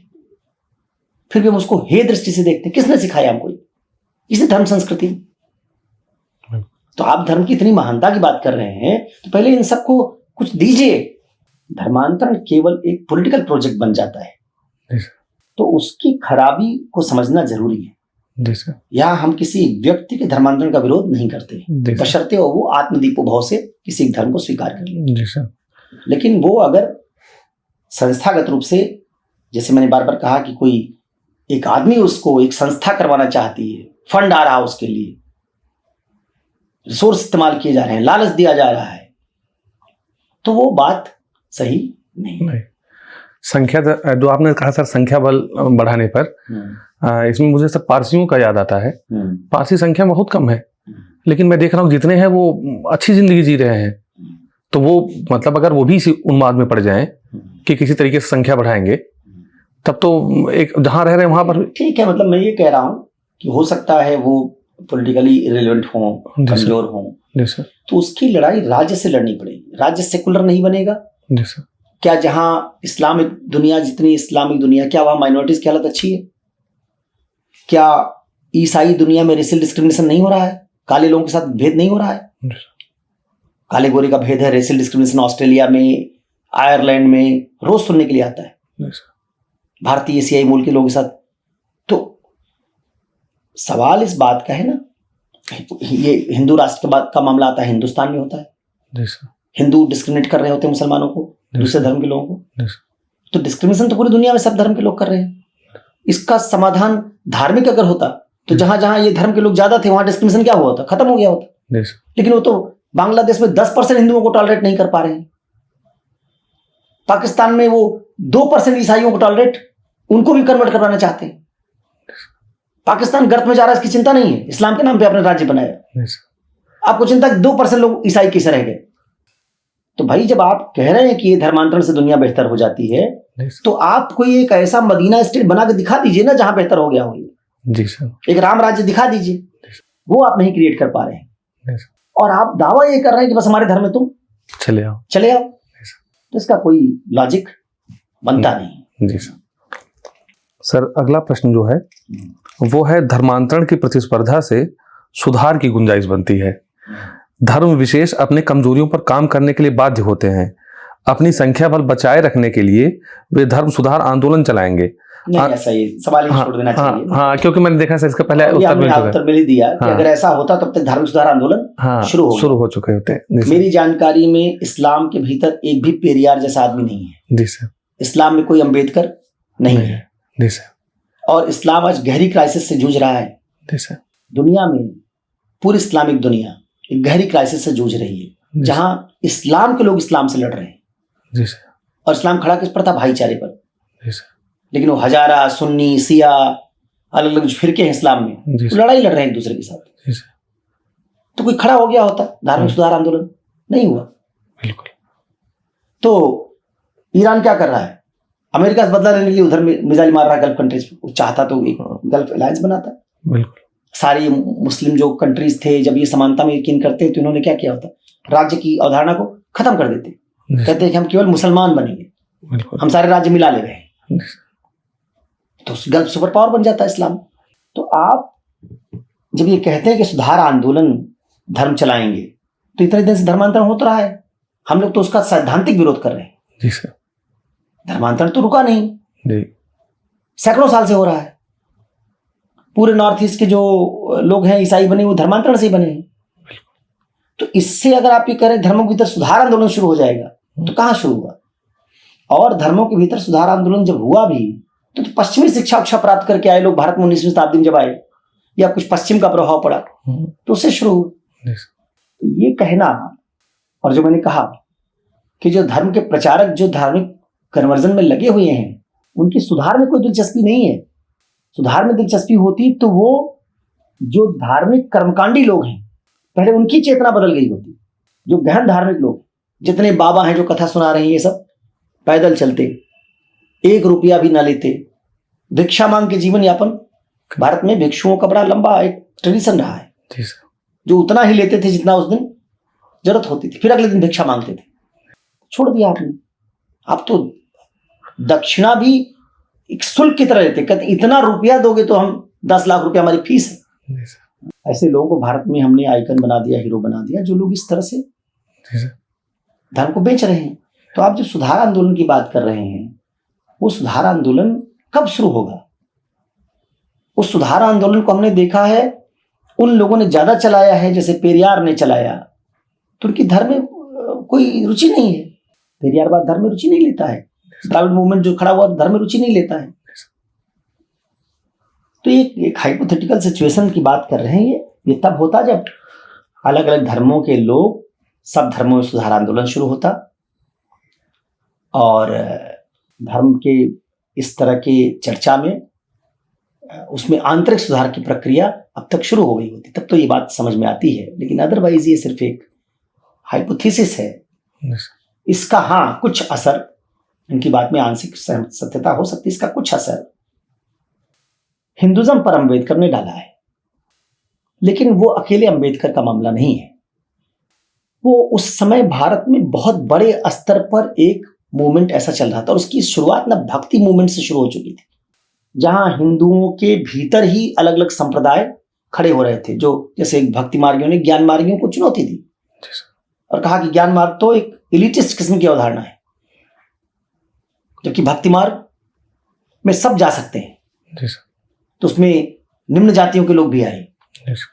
फिर एक परंपरा कबीर वगैरह की शुरू हुई, जो सुधारवादी आंदोलन की तरफ गई। जी।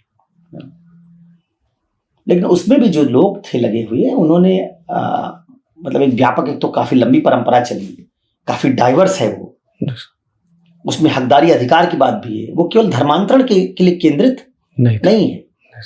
और अंबेडकर ने धर्मांतरण का जो रास्ता चुना, उस समय अंबेडकर के पास और कोई विकल्प नहीं है। आज की दुनिया में विकल्प है हमारे पास। जैसे हमने पहले कहा कि आज की दुनिया में हकदारी, न्याय दिलवाने का काम धर्म का नहीं है, लेकिन उस समय भारत में कोई आज की तरह का संविधान नहीं था, आज की तरह की संसद नहीं थी, आज की तरह से एक पॉलिटिकल पावर अनुसूचित जातियों के पास नहीं थी।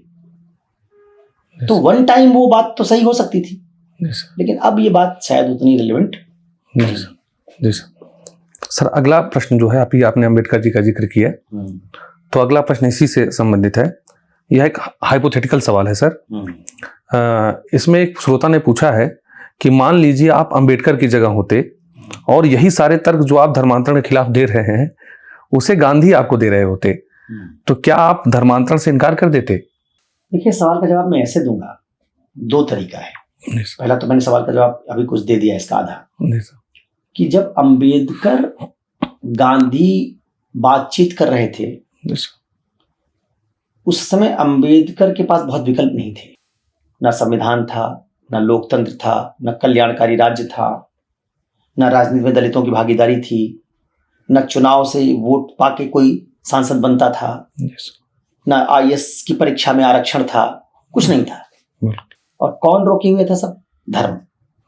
धर्म कह रहा था कि शूद्र ये सब काम नहीं कर सकते, शासन नहीं कर सकते, उच्च पद पर नहीं जा सकते, शिक्षा नहीं प्राप्त कर सकते। मतलब धर्म के लोग कह रहे थे। धर्म क्या कह रहा था? धर्म के लोग कह रहे थे। उस वजह से अनुसूचित जातियों की स्थिति भारत में खराब थी और उनके पास बचने का कोई, उस स्थिति से निकलने का कोई उपाय नहीं था। इसलिए तब अंबेडकर ने जो विकल्प चुना वो ठीक था। लेकिन आज अगर कोई समुदाय इसलिए धर्म को छोड़ने लगे कि उसको न्याय चाहिए, तो पहली स्थिति क्या आई पता है? 49% स्त्रियों को धर्म छोड़ना पड़ेगा, क्योंकि अभी भी वो घरेलू काम कर रही हैं, अभी भी सिंदूर, मंगलसूत्र, बुर्का, हिजाब फंसी हुई है, अभी भी बच्चा पाल रही, 3-3, 2-2 बच्चे पैदा करके बच्चा परवरिश कर रही है। उनकी आधी जिंदगी उसमें लग जा रही है। शादी करने के बाद उनका सरनेम नहीं रह जाता, उनके पति का हो जाता है। जितनी गालियां आप बकते हैं, आप जाति सूचक गाली दीजिए, जेल जाएंगे। अनुसूचित जाति का प्रयोग कीजिए, जेल जाएंगे अगर आप अनुसूचित जाति से नहीं है। लेकिन आप स्त्री की यौनिकता पर गाली बकिए, कुछ नहीं होगा। तो अगर वो देखें स्त्रियां इस बात को, पिता उनका शादी नहीं करने दे रहा, उनकी मर्जी से ऑनर किलिंग कर दे रहा है, रेप की संख्या आप जरा देख लीजिए भारत में कितनी है। जाति हिंसा तो आज बहुत कम हो गई, लेकिन रेप तो बहुत, यौन हिंसा तो बहुत बढ़ गई। तो अगर स्त्रियां ये देखें कि भाई जो संस्कृति और धर्म का ढांचा है, इसमें तुम इतने लंबे समय तक रहे, इतना त्याग किए, बलिदान किए, पुरुषों को जन्म दिए, इनकी माँ बेटी का रोल निभाए, प्रॉपर्टी में राइट भी नहीं लिए, वो भी संपत्ति भी छोड़ दिए, चिता में आग नहीं लगा पाए, मंदिर में जा नहीं पा रहे हैं, मेंस्ट्रुअल साइकिल होने पर हमको अपवित्र मान लिया जा रहा है, बच्चा पालते पालते जिंदगी खत्म हो जा रही है, हम ही को सती किया गया, हम ही को 12 साल में हमारी शादी कर दी गई, विधवा हो गए तो मथुरा वृंदावन भेज दिया, बुर्का हिजाब में कैद करके हमको रख दिया। तो अगर 49% स्त्रियां कह दे कि हम सब धर्म छोड़ देंगे, फिर तो इनके तर्क के हिसाब से अंबेडकरवाद की आइडिया से आज कन्विंस ये करना चाहिए स्त्रियों को कि इस्लाम, हिंदुज्म सब छोड़ दें। क्योंकि जब 100 साल पहले अंबेडकर दलितों की दशा से व्यथित थे कि उनके साथ जाति हिंसा हो रही, उनको राजनीति में ताकत नहीं मिल रहा है, उनका अपमान हो रहा है, उनको समानता नहीं मिल रही, तो तब था ना जब देश में लोकतंत्र संविधान नहीं था। आज तो देश में लोकतंत्र संविधान बनने के बाद भी स्त्री यौनिकता पर आधारित सारी गालियां बक रहे हैं लोग, और वो गालियां तो हमारे ओटीटी कंटेंट में सीधे सीधे खुलेआम बकी जा रही हैं। वो कोई 70 के दशक 80 दशक सिनेमा नहीं रह गया जहां विलन भी ये गाली नहीं बकता था सिनेमा में, आज तो खुल के बक रहे हैं। तो आप जब स्त्रियों की यौनिकता पर आधारित गाली बकते हैं तो उससे स्त्रियों का अपमान नहीं होता। तो 100 साल बाद आप क्या कर रहे हैं? किस धर्म ने खड़ा होकर इसका विरोध किया? तो जब आप ये बात कह रहे होते हैं, अच्छा किस में चिता में आग लगाने का अधिकार आपने दे दिया? बेटा पैदा करती है स्त्री और नाम मिलता है उसके पति का, वारिस उसका होता है। किस पिता ने अपनी बेटी से प्रेम में, धार्मिक आदमी ने, हिंदू मुसलमान ने अपनी संपत्ति का आधा हिस्सा उसको दे दिया? किसने उसको सारे इस तमाम तरह की प्रतिबंधों से आजाद करके कहा कि मर्दों की तरह आजादी लो तुम भी? तो भैया जो अंबेडकरवाद का आंदोलन था उससे तो दलित और पिछड़ी जातियों तक के भीतर स्त्रियों को आजादी नहीं मिली। चलिए हम कहते हैं अंबेडकर जी ने गांधी की बात नहीं मानी, तो अंबेडकर जी की बात आज दलित लोग क्यों नहीं मान लेते हैं? समानता की लड़ाई थी ना वो। बिल्कुल। तो पहले निचली जातियों वाले क्या कर दें? औरतों को आजाद कर दें, क्योंकि तो समानता का महत्व जान गए हैं। जी सर। उच्च जातियों को छोड़िए, सब जातिवादी लोग हैं। आप क्या कीजिए, आप पिछड़ी जातियों में और अनुसूचित जातियों में शादी ब्याह आपस में करना शुरू कर दीजिए, जी सर। बराबरी ले आइए। आप स्त्रियों को बराबर संपत्ति देना, पिता की संपत्ति में हिस्सा देना शुरू कर दीजिए। तो गांधी अंबेडकर की बहस में अगर आज गांधी होते और अंबेडकर को कन्विंस करने की कोशिश कर रहे होते तो शायद इस बारे में भी बात होती कि फिर एक ही समुदाय की आजादी क्यों, सबकी आजादी क्यों नहीं। बिल्कुल। हमारा संविधान तो यही कहता है ना, आर्टिकल 15(1) में 16(1) में लिंग, जाति, जन्म स्थान, उद्भव के आधार भेदभाव नहीं होगा। स्त्रियों के साथ तो हो रहा है, ट्रांसजेंडर के साथ हो रहा है, तो इसका मतलब कोई पॉलिटिकल पावर बन गया। अच्छा देख लीजिए, संसद में देख लीजिए, अनुसूचित जातियों की जितनी जनसंख्या है 17-18%, उतने 70-80 सांसद, 80 सांसद उनके लोकसभा में है। स्त्रियों की 49% जनसंख्या है, 10% भी महिला सांसद नहीं है।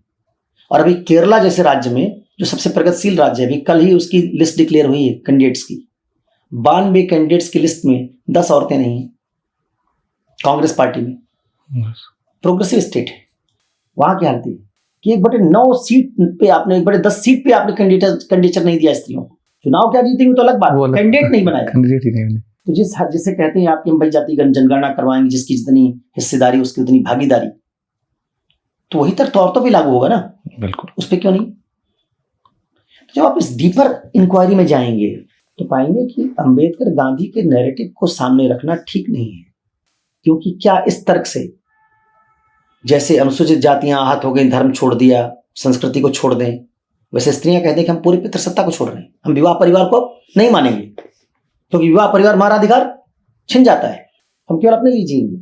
तो कैसे आप विरोध करेंगे? आपके पास विरोध का क्या अधिकार हो? वही कहेंगे कि हमको हजारों साल तक तुमने हमारा शोषण किया, हमसे बच्चा पैदा करवाया, परवरिश करवाई, और तुम उससे कमाई करते रहे, तुम प्रॉपर्टी बनाते रहे, देखते देखते हमारे बच्चा की परवरिश करते करते तुमने सारी जमीन पर कब्जा कर लिया। क्या फायदा उठाया हमारा कि हम प्रजनन करते थे, हम प्रजनन को रोक नहीं सकते थे, हमारे पास गर्भ निरोध के साधन नहीं थे, तुम्हारी पूरी जिंदगी बच्चे की परवरिश में ही चली गई, और स्त्रियों सबका हर्जाना मांगे तो कौन देगा? तो आप अंबेडकर गांधी को जब ले आते हैं तो आप बहुत नैरो तरीके से उसको जस्टिफाई करने की कोशिश कर रहे हैं, नंबर 1। दूसरा, एक और बात समझिए, मान लीजिए मेरे परिवार के किसी सदस्य की हत्या हो गई, या मेरे परिवार की किसी लड़की के साथ रेप हो गया, मैं बहुत गुस्से में हूँ, वो रेपिस्ट मुझे दिख रहा है, मेरे हाथ में पिस्तौल है, मेरे पास 2 विकल्प है। एक विकल्प है, चूंकि वो रेपिस्ट है, उसने अन्याय किया, मैं उसको मार दूंगा, मैं तुरंत न्याय ले लूंगा क्योंकि मैं आहत हूं, मैं गुस्से में हूं। या मैं कहूंगा कि राज्य इसको बस 5 दिन के अंदर फांसी दे दे, बिल्कुल, चौराहे पर लटका दो रेपिस्ट को, यही कहूंगा। या मैं इस बात में यकीन करूंगा कि रेप तो गलत हुआ, मेरे घर की लड़की के साथ हुआ, गलत हुआ, लेकिन उस आदमी को कानून से सजा मिलनी चाहिए। आप किस बात को सही मानेंगे? क्या आप कहेंगे जिनके जिनके परिवार के किसी सदस्य के साथ हिंसा हुई है, उनकी जमीन किसी ने छीन ली है, उनके घर के सदस्य के साथ छेड़खानी हुई है, सब लोग पिस्तौल उठाएं और कल लोगों को गोली मारना शुरू कर दें, तो आपकी न्यायपालिका, कानून, विधि कुछ चलेगा? सब खत्म हो जाएगा। तो एंगर को आप लॉजिक नहीं बना सकते। एक ऐसे आदमी से आप सवाल पूछने की बात कर रहे हैं जो भी एंग्री है, जिसके साथ अन्याय हुआ है, जो उसके साथ अन्याय होता है तो अपना निष्पक्षता खो बैठता है, वो तो यही मांग करेगा कि तुरंत फांसी में लटका दो, तुरंत गोली मार दो। लेकिन ये क्या सार्वभौमिक तर्क बनाया जा सकता है? फिर तो दुनिया में हर आदमी को एक बंदूक रखनी पड़ेगी, कब किसके साथ अन्याय हो उसको गोली मारने की जरूरत पड़ जाए, सिस्टम आप नहीं चला पाएंगे। तो कौन आदमी बताएगा किसमें सही क्या है? वो जो अभी अभी जिसके घर के सदस्य के साथ छेड़खानी हुई है, जिसके घर के सदस्य के साथ हिंसा हुई, वो सही बताएगा, या जो अभी उस गुस्से में नहीं वो सही बताएगा? जो गुस्से में नहीं है, जो निर्णय ले सकता है, निर्णय ले सकता है। तो इसलिए कई बार इस बात को भी समझना होगा कि कोई एक आहत वर्ग है, तो आहत वर्ग जो मांग कर रहा है न्याय की, वो न्याय की मांग सही है, लेकिन हो सकता है जो तरीका बता रहा हो सकता है तरीका सही ना हो, कि उस तरीका उसके आहत होने से निकल रहा है, वो पूरी तरह से निष्पक्ष तरीका होगा इसकी गारंटी नहीं है। तो इसलिए अंबेडकर गांधी की डिबेट की बहुत लेयर्स हैं। अगर आप चाहेंगे तो अंबेडकर गांधी पर हम आगे चर्चा करेंगे, इसके बाद हम उसी सीरीज को ले लेंगे जहां अंबेडकर गांधी, जाति विमर्श, स्त्री विमर्श, इन सब चीजों पर चर्चा कर लेंगे। लेकिन अंबेडकर गांधी में अंबेडकर जब ये कह रहे थे तो उनके पास विकल्प नहीं था, इसलिए वो कह रहे थे कि भाई ये धर्म तुमको न्याय देने से रोक रहा है तो दूसरे धर्म में चले जाओ, क्योंकि न राज्य है न संविधान है, कुछ नहीं।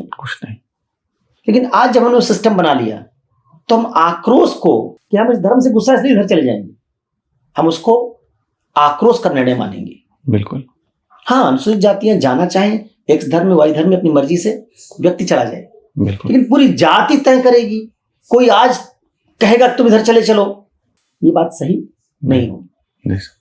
अंबेडकर के समय ये सही हो सकती थी, आज कोई ऐसा व्यक्ति सारे पूरे जाति का ठेका लेके कहे तो ठीक नहीं, वो एक एक व्यक्ति तय करेगा आज। अगला प्रश्न है सर, इन्होंने चुनाव से संबंधित अपनी दलील दी है। इन्होंने कहा कि जिस प्रकार चुनाव में विभिन्न राजनीतिक दल अपना प्रचार करते हैं और जनता इनमें से किसी एक को चुन लेती है, उसी प्रकार लोगों को विभिन्न विकल्प दिए जाएं और धर्म अपना प्रचार प्रसार करते रहें। इस व्यवस्था में क्या समस्या है? बेसिकली सर ये चाह रहे हैं राजनीतिक दल जैसा प्रचार प्रसार करते हैं चुनावों में और लोग अपने विवेक के हिसाब से किसी राजनीतिक दल को चुन लेते हैं, उसी प्रकार से लोग धर्मांतरण का प्रयास करते रहें, जिसका राजनीतिक दल जैसा प्रचार करते हुए ऐसा बना देंगे तो फिर तो बड़ी समस्या आ जाएगी। राजनीतिक दल तो ये भी कहते हैं कि वो नेता चोर है, वो भ्रष्टाचारी है, तो क्या आप धर्मों के प्रचार प्रसार में ऐसी आजादी देंगे कि हर धर्म का आदमी कहते दूसरा धर्म चोर है? राजनीति को एक लेवल तक ही आप कंपेयर कर सकते हैं, क्योंकि राजनीति में तो दूसरे को पूरी आलोचना करने की छूट होती है, करता है आलोचना, लेकिन धर्म में ऐसी आलोचना करेंगे तो हेट स्पीच बन जाएगी। इसलिए धर्म में उस तरह के विकल्प देने की आजादी की प्रतिस्पर्धा मत करवाइए। दूसरा, राजनीति सार्वजनिक जीवन का मामला है, उसमें हम तर्क से बात करते हैं। धर्म निजी जीवन का मामला, आस्था वाला आधार है। आस्था में तर्क कैसे ले आएंगे? आस्था में अगर आप तर्क ले आने लगेंगे तो पूरा धर्म ही खारिज हो जाएगा, भगवान ही पता नहीं चलेगा कि है कि नहीं है।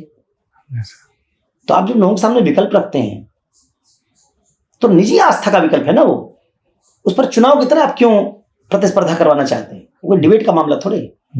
दूसरा, चुनाव में हम क्या कहते हैं? निष्पक्ष चुनाव हो, स्वतंत्र चुनाव हो। हर व्यक्ति क्या करता है? गोपनीय मतदान करता है, अपना मत देता है, जाता है और एक बटन दबा देता है ईवीएम पर। तो वैसे ही जब आप धर्मों की जैसी प्रतिस्पर्धा करेंगे तो व्यक्ति की विवेक पे छोड़िए ना, आपने अपने धर्म के बारे में बताइए, व्यक्ति पर छोड़िए, लेकिन आप खरबट थोड़ी करा सकते हैं। जैसे वहां कोई पॉलिटिकल पार्टी आपको शराब देके, घूस देके, कपड़ा देके कन्वर्ट करवाने लगे तो चुनाव आचार संहिता का उल्लंघन है। आपकी इस बात से सर याद आता है, इवन जो पार्टी के एजेंट बनाए जाते हैं उनको भी गेट के बाहर रखा जाता है। हाँ। हम लोग मतदान में करते हैं, ड्यूटी करते हैं, एजेंट बाहर रहते हैं, वो किसी मतदाता के साथ अंदर नहीं आ सकते। कि वो अगर ये छूट मिल जाए कि कोई एजेंट अपना मतदाता लेके आएगा और ईवीएम सामने खड़ा होगा कि आप हमारी ही पार्टी को वोट दीजिए और मैं यहाँ से देख के जाऊंगा, तब तो हो गया सर चुनाव। और यहाँ वही बात हो रही है कि एजेंट को आप अंदर आने की तर्क दलील दे रहे हैं कि वो अंदर जाए और खड़ा होकर जो है मतदान करवाए। तो इसलिए ये बात काफी हद तक सही नहीं कि इसको हम चुनाव जैसा मामले में तब्दील कर दें और ये कहें कि इसको चुनाव की तरह हमको ट्रीट करना चाहिए। जी सर। क्योंकि चुनाव की तरह ट्रीट करेंगे तो फिर ये मामला एकदम डिफरेंट डायरेक्शन में चला जाएगा। बिल्कुल सर। फिर चुनाव जैसे आचार संहिता होती है उसी तरह की आचार संहिता इसमें बनाइए। जी सर। और वहां भी कोई अपना प्रचार प्रसार करता है, जी सर, वो आपको पकड़ के लालच दे के धर्म अपने पार्टी अपने वोटर के तौर पर नहीं ले जा सकता। बिल्कुल सर। तो यहाँ भी धर्मांतरण करवाने वाले लोग लालच नहीं दे सकते। जी सर। वो आपको इन्फ्लुएंस अनड्यू इन्फ्लुएंस करने की कोशिश नहीं कर। प्रचार के लिए तो हमने पहले कह दिया भाई अपने धर्म का प्रचार करो। जी सर। किसी आदमी विवेक पे छोड़ दो, जिधर जाना चाहेगा उधर चला जाएगा। जी सर। तो राजनीति में भी आप इस बात को अगर ठीक नहीं मानते कि भय, लालच, दबाव, इनसे किसी को कन्वर्ट कराया जा सकता है, वोट लिया जा सकता है, तो उसी तरीके से धर्मांतरण में भी यही नियम होना चाहिए। जी सर। पहले वाले वीडियो मुझे याद है कि आपने कहा भी था कि इस प्रकार के दबाव जो है व्यक्ति के संकल्प स्वतंत्रता के ही खिलाफ जाते हैं। जी सर। अगला प्रश्न है सर कि ये सवाल जो है समानता पर आधारित है। एक धर्म में व्यक्ति असमानता व शोषण का शिकार है, वहीं दूसरे धर्म उसे समानता का आश्वासन मिल रहा है, तो क्यों न वो अपना धर्म परिवर्तित कर ले? वो शोषण क्यों झेले, असमानता क्यों झेले किसी धर्म में रह के? मान लीजिए हमारी पुलिस आज ठीक काम नहीं कर रही है, जी सर। या न्यायपालिका ठीक काम ना कर रही हो, कार्यपालिका ठीक काम ना कर रही हो, तो हम क्या करें? कह दें कि चूंकि कार्यपालिका ठीक काम नहीं करे तो कार्यपालिका का काम ही न्यायपालिका को दे दो। विधायिका ठीक काम नहीं करे तो कैसे जो विधि बनवाने का काम हो न्यायाधीशों को दे दो। अब इसको सही मानेंगे? नहीं। ये समाधान नहीं है। जुडिशियल एक्टिविज्म सही नहीं है। जुडिशरी का काम विधि बनाना नहीं है, जुडिशरी का काम न्याय देना है। कार्यपालिका का काम कानूनों को लागू करना है, विधायिका का काम विधि बनाना है। जिसका काम उसी को साझे। जी सर। तो आप जो काम करने के लिए वही काम कीजिए। जी सर। धर्म दुनिया में समानता लाने के लिए नहीं आए, जी सर। उनकी प्रिमाइस ही नहीं समानता की। जी सर। धर्म न्याय के लिए नहीं आए। अभी मैंने उदाहरण दिया कि बौद्ध भी जहां संख्या में ज्यादा हैं वहां वो बौद्ध करुणा नहीं दिखा रहे हैं, वो अल्पसंख्यक को मार रहे हैं। जहां मुसलमान ज्यादा हैं वहां वो शरीयत कानून लागू कर रहे हैं, माइनॉरिटीज के राइट छीन रहे हैं। तो आप जब ये कहते हैं कि धर्म न्याय ले आएगा, फला करेगा, तो ये बात पहले तो धर्म का काम ही नहीं है। जी सर। धर्म निजी जीवन का मामला है, और दूसरा हमारे सामने ऐसा दिखता नहीं है। तो आप ये कहें कि धर्म को समानता लाने की कोशिश करनी चाहिए, या धर्म जो है वो न्याय की तरफ लोगों को ले जा सकता है, लोगों को इस तरह के विकल्प दे सकता है, तो मैं कहूँगा कि ये तो बिल्कुल वैसा मामला हो गया कि जैसे एक माफिया लोगों को न्याय दिलवाने लग जाए, क्योंकि राज्य वहाँ ठीक से काम नहीं कर रहा है। किसी जिले में आदमी दौड़ भाग रहा है अधिकारियों और पुलिस के थाने में, उसका काम नहीं हो रहा है, माफिया के पास जाता है तुरंत काम करवा देता है। तो फिर तो हमको क्या करना चाहिए? राज्य में पुलिस थाना खत्म करके नहीं, माफिया लोगों को रॉबिन हुड बना के इन्हीं को सारा पावर दे देना चाहिए। क्या आप ये करेंगे? मतलब आप साधन की परवाह ही नहीं करेंगे, बस आपको साध्य चाहिए। एन केन प्रकार कैसे में हमको न्याय मिल जाए, चाहे गोली मार के मिल जाए, चाहे धर्म के रास्ते से मिल जाए, चाहे कहीं से मिल जाए, तो ठीक नहीं ना। जी सर। आप धर्म को उस काम को करने के लिए बाध्य कीजिए जिस काम के लिए धर्म बना है, उसमें सुधार कीजिए। आप राज्य को उस काम के लिए प्रेरित कीजिए जिस काम के लिए राज्य बना है। बिल्कुल सर। क्योंकि अगर आप माफिया से राज्य का काम करवाने लगेंगे तो राज्य की लेजिटिमेसी धीरे धीरे खत्म हो जाएगी। जी सर। लोग फिर चुनाव में माफिया को चुनाव में वोट देंगे। यही हो रहा भारत में। बिल्कुल। सारे माफिया खूब पॉपुलर हैं और चुनाव जीत रहे हैं, क्योंकि लोग न्याय की उम्मीद में राज्य के पास जाने के बजाय माफिया के पास जा रहे। करना क्या चाहिए था? राज्य की संस्थाओं को मजबूत करना चाहिए था, जिससे वो न्याय की डिलीवरी चुनाव में हमको एक मुद्दा बनाना चाहिए था कि भाई न्यायपालिका में सुधार करो, पुलिस रिफॉर्म्स करो, जुडिशियल रिफॉर्म्स करो। तो आपको अगर माफिया वो काम कर देता है तो आपको लगता है रिफॉर्म्स की हमको जरूरत ही नहीं। तो ये चीज धर्म से आप मत करवाइए, धर्म इसके लिए नहीं है। जी सर। सर अंतिम सवाल है कि यह दलील जो है हित से संबंधित है। यदि किसी दूसरे धर्म को स्वीकार कर लेने पर व्यक्ति को नौकरी, शिक्षा आदि का लाभ मिल रहा हो तो क्यों न वह अपना धर्म परिवर्तित कर ले? उसका हित है इसमें। हाँ, तो इस तर्क को फिर बहुत छोटे से उदाहरण में खारिज कर देता हूँ कि अगर चुनाव में मुझे कोई पॉलिटिकल पार्टी 5,000 रुपया दे रही है, मैं गरीब आदमी, मेरा हित पूरा हो रहा है, कोई नेता मुझे 5,000 रुपया दे रहा है, तो फिर तो इस तर्क से हमको उसी को वोट दे देना चाहिए। फिर अगर कोई चुनाव के समय आए साड़ी बांट दे, हमारा हित पूरा हो रहा है, उसी को वोट दे देना चाहिए। क्या आप हित पूर्ति को हमेशा नैतिक मान लेंगे कि केवल हमारा हित पूरा होगा तो जहां पूरा होगा हम वही काम कर देंगे? तो ऐसे होने लगे तो जो सिविल सेवा में गए लोग सेवा के लिए गए हैं, घूस लेने में उनका हित पूरा होने लगे, कहेंगे हम घूस ले लेंगे। पुलिस में गया आदमी कहेगा कि अपराधियों के साथ देने से हमारा हित पूरा होता है, क्योंकि वही अपराधी हमको हफ्ता देते हैं, उसका हित पूरा हो रहा है। तो हित पूरा करने को आप किसी नैतिकता से जोड़ेंगे कि केवल हित पूरा हो रहा है? आपका हित पूरा हो, जैसे मैंने भी कहा कि अपराधी का साथ देने से आपका हित पूरा हो रहा है, तो आप अपराधी को वोट देने लगी। फिर तो कहती चूंकि अपराधी ने हमारा हित पूरा किस लिए, हम उसी को वोट देंगे। फिर राजनीति का अपराधीकरण कर दीजिए। व्यवसायी के पास ज्यादा पैसा है, चुनाव में ज्यादा पैसा बांट सकता है, उससे पैसा लेने से आपका हित पूरा होता है। इसलिए आप चुनाव में व्यवसायियों को चुनाव जितवा दीजिए, राजनीति का व्यवसायीकरण कर दीजिए। तो जब आप लोकतंत्र में ये बात नहीं ठीक मानते, तो इस बात को हम धर्म में क्यों ठीक मान लें? फिर धर्म बने किस लिए थे बताइए? हित पूर्ति के लिए बने हैं कि त्याग के लिए बने? क्या सिखाना चाहते हैं धर्म? स्वार्थ सिखाना चाहते हैं, परार्थ सिखाना चाहते और आप कह रहे हैं कि हम स्वार्थ के लिए धर्म में जाएं। तो स्वार्थ के लिए तो भाई तुम्हारा फंडामेंटल राइट है, संविधान के पास जाओ। स्वार्थ पूर्ति के लिए कोई धर्म नहीं बना है। सारे धर्म कहते हैं कि हम तुमको करुणा, दया, समानता, परार्थ, मानवीयता, इंसानियत ये करवाएंगे। आप कह रहे हैं कि हमारा हित पूरा हो रहा है इसलिए हम चले जाएंगे। तो आप तो धर्म की पूरी अवधारणा को नष्ट कर रहे हैं। धर्म स्वार्थ को रोकना चाहता है, लालच को रोकना चाहता है, रोजा रख के आपसे त्याग करवाना चाहता है, नवरात्र में आपका व्रत रखवा के इंद्रियों पर नियंत्रण करना चाहता है, और आप कह रहे हैं कि हम धर्म का उपयोग किसके लिए करेंगे? हित के लिए करेंगे। तो पूरा आइडिया ही धर्म के खिलाफ है, इसलिए ये बात भी सही नहीं है। तो सर, सारे प्रश्न जो अभी मेरे पास हैं वो मैंने आपसे पूछ लिए हैं, और लोगों को उम्मीद है कि ये जवाब मिलेगा इससे, और लोग अपनी प्रतिक्रिया हम लोगों को देंगे।